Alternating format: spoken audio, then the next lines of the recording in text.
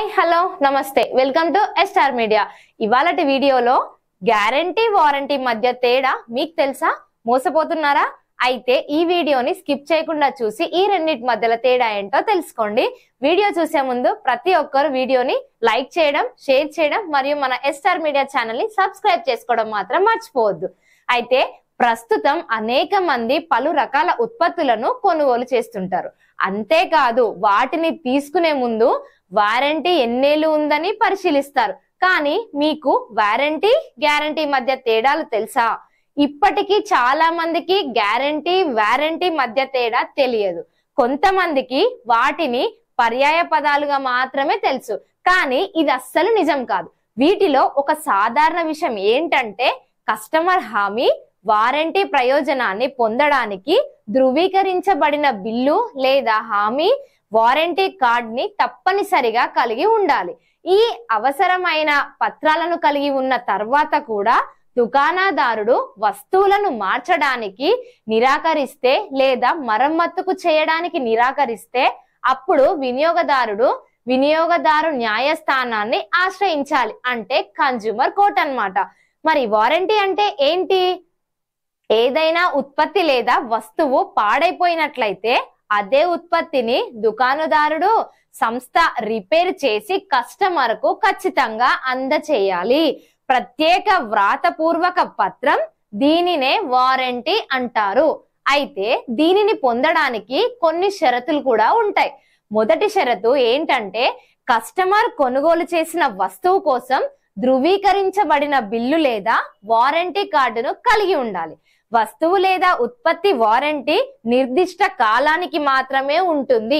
చాలా ఉత్పత్తుల విషయంలో ఈ వ్యవధి 1 సంవత్సరం ఉంటుంది. ఈ సమయం ముగిసిన తర్వాత వినియోగదారుడు ఉత్పత్తిని రిపేర్ కోసం దుకాణదారుడు వద్దకు తీసుకెళ్తే దానిని రిపేర్ చేయడం దుకాణదారుడి బాధ్యత కాదు. అంటే 1 year అయిపోయిన తర్వాత అది చెల్లదు అని అర్థం. గ్యారంటీ అంటే ఏంటి అంటే గ్యారంటీ వ్యవధిలో సాధారణంగా 1 సంవత్సరం ఉత్పత్తి పాడైపోయి ఉత్పత్తిపై 1 సంవత్సరం గ్యారంటీ రాసి ఉంటే దుకాణదారుడు కస్టమర్ కు కొత్త ఉత్పత్తిని అందజేయడానికి బాధ్యత వహిస్తాడు. కాబట్టి పాత లేదా పాడైపోయిన ఉత్పత్తికి బదులుగా కొత్త ఉత్పత్తిని ఇవ్వడానికి గ్యారంటీ అంటారు.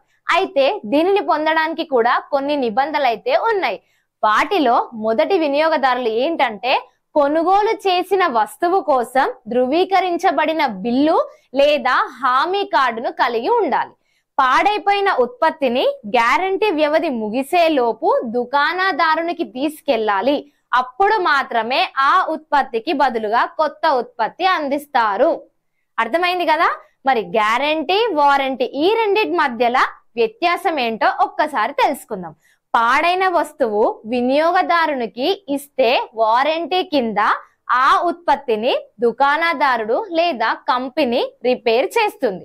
గ్యారంటీలో మాత్రం ప్రోడక్ట్ పాడైపోయినా లేదా సరిగ్గా పని చేయకపోయినా మీరు దానిని దుకాణదారునికి తీసుకెళ్తే కొత్త ఉత్పత్తిని ఖచ్చితంగా పొందొచ్చు.